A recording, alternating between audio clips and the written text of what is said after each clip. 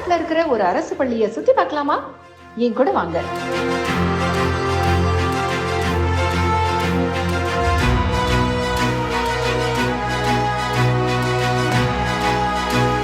இன்னைக்கு நான் இருக்கிறது திருவண்ணாமலை மாவட்ட அரசு மாதிரி பள்ளி. ஒரு அரசு பள்ளி மாணவியா இன்னைக்கு நான் இங்க நிக்கிறத பெருமையாவே நினைக்கிறேன். அது ஏன் அப்படிங்கறத அடுத்தடுத்து நீங்க பாக்குற விஷயங்கள் உங்களுக்கு புரிய வைக்கும். இந்த அரசு பள்ளியில மாணவர்கள் தங்களோட பாடங்களை ஈஸியா புரிஞ்சுக்க கிளாஸ் ரூம்ல எல்லாம் டிஜிட்டல் போர்ட்ல சொல்லி தராங்க. அதோட physics lab, chemistry lab, computer lab, biology லேப்னு பிராக்டிகல்ஸ்க்கு ஈஸியா ப்ரிப்பேர் பண்ண ஆய்வகங்கள் பக்காவா இருக்கு.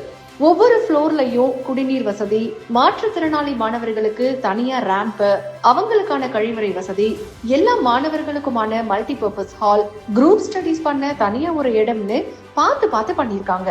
இது உண்ட உறைவிட பள்ளி அப்படிங்கறதுனால பாய்ஸ் கேர்ள்ஸ்க்குன்னு தனித்தனியா ஹாஸ்டலும் இருக்கு. லிஃப்ட் வசதியும் உண்டு.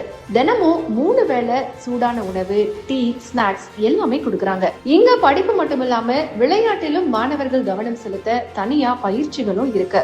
இந்த பள்ளி எவ்வளவு பெருசோ அதை விட இங்க படிக்கிற மாணவர்களோட கனவு ரொம்பவே பெருசு. என் பேர் கோகுல். நான் பார்த்தீங்கன்னா சேர்லேருந்து வரேன்.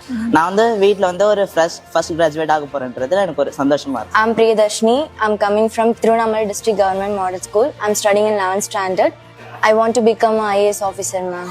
Why you want to become an IAS officer? I want to serve my nation. இந்த பள்ளியை நம்ம முதலமைச்சர் திறந்து வச்சிருக்காரு.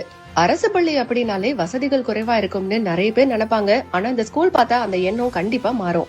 ஒரு அரசு பள்ளி மாணவியா திருவண்ணாமலை மாவட்ட அரசு மாதிரி பள்ளியை பாக்குறது ரொம்பவே பெருமையா இருக்கு. தமிழ்நாட்டுல அரசு பள்ளிகள் அப்படிங்கிறது வறுமையின் அடையாளம் கிடையாது, அது பெருமையின் அடையாளம்.